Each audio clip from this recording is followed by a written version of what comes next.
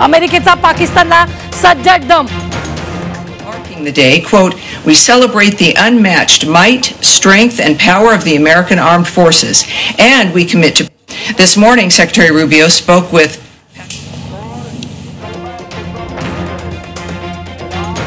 तर आता एक मोठी बातमी येते सर आपल्याकडे, ती म्हणजेच पाकिस्तानवर परिस्थिती आणखी चिघळवू नका असं अमेरिकेनं म्हटलेलं आहे. अमेरिकेनं पाकिस्तानला हा सज्जड दम दिलेला आहे की परिस्थिती आणखी चिघळवू नका. गेल्या 2 दिवसापासून जो आपण बघितलं जेव्हापासून भारताने पाकिस्तानमध्ये परवा जे कोऑर्डिनेटेड अटॅक्स केले होते तिथल्या दहशतवादी तळांवरती, तेव्हाही खुद्द अमेरिकेचे राष्ट्राध्यक्ष डोनाल्ड ट्रम्प यांनी तिथे म्हटलं होतं की आम्हाला परिस्थितीची कल्पना आहे.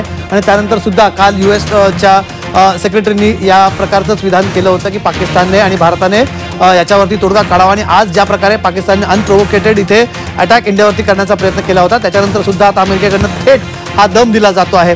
पाकिस्तानला सांगण्यात आलं आहे की आता परिस्थिती आणखी चिघळू देऊ नका. भारताने यावेळेस जो अटॅक केलेला आहे, चारी बाजूने पाकिस्तानला एक प्रकारे घेरलेला आहे.